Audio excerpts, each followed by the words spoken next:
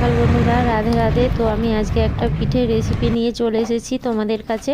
তো প্রথমেই আমি শুকনো চালের গুঁড়ির সাথে লবণকে ভালোভাবে মিশিয়ে অল্প অল্প করে কুসুম গরম জল দিয়ে এভাবে পাতলা মতো একটা বেটার তৈরি করে নিয়েছি।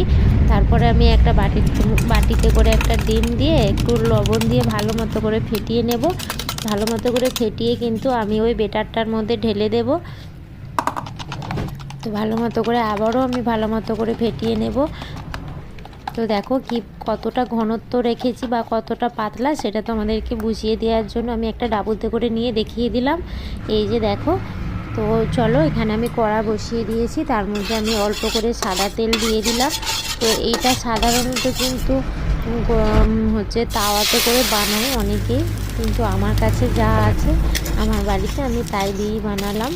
তো দেখো, আমি এখানে কিন্তু ননস্টিকের কড়া ও খুন্তি যেমন আমার প্রত্যেকের ঘরেই কিন্তু এগুলো থাকে, তো আমি তাই দিয়েই বানানোর চেষ্টা করছি। তো দেখো, আমি এক এক করে পিঠেগুলো সব বানিয়ে নিচ্ছি। তো কেমন হয়েছে কমেন্টে জানাতে ভুলবে না। বুঝে দেখো, আমি কিন্তু এভাবেই কিন্তু ঘুরিয়ে ঘুরিয়ে দিচ্ছি।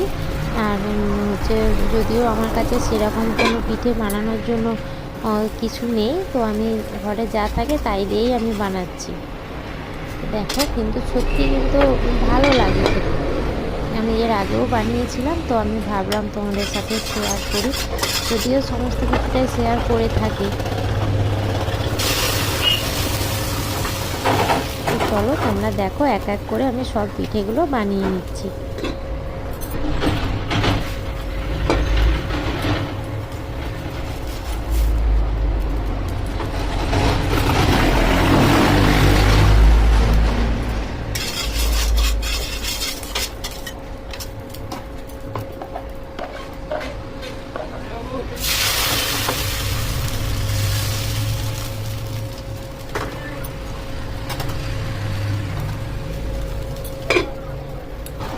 দেখো কতটা পাতলা হয়েছে, আর খেতেও কিন্তু বেশ ভালো লাগে পিঠেগুলো।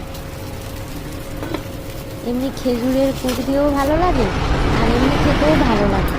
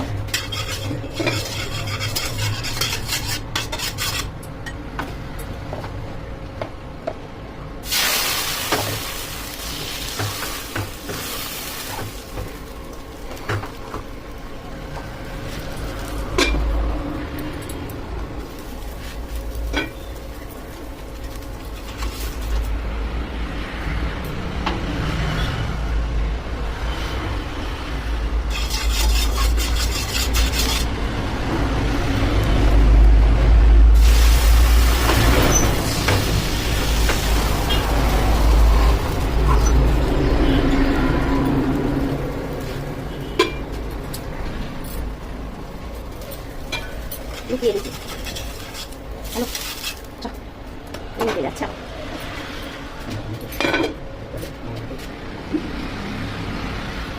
আর হবে না, এটা লাস্ট।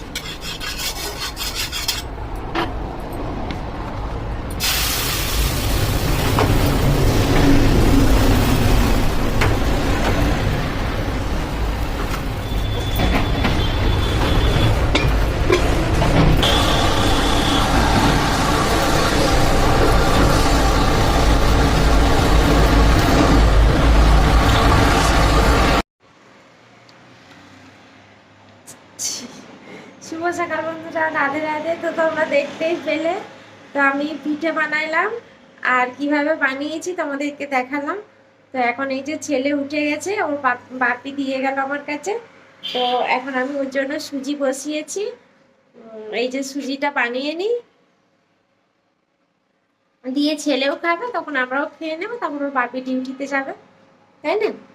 কি ঠিক বলেছি তো? দেখছে আবার আমি কথা বলছি করে, সোনা বাবাটা। কেমন হয়েছে বলবে খেয়ে।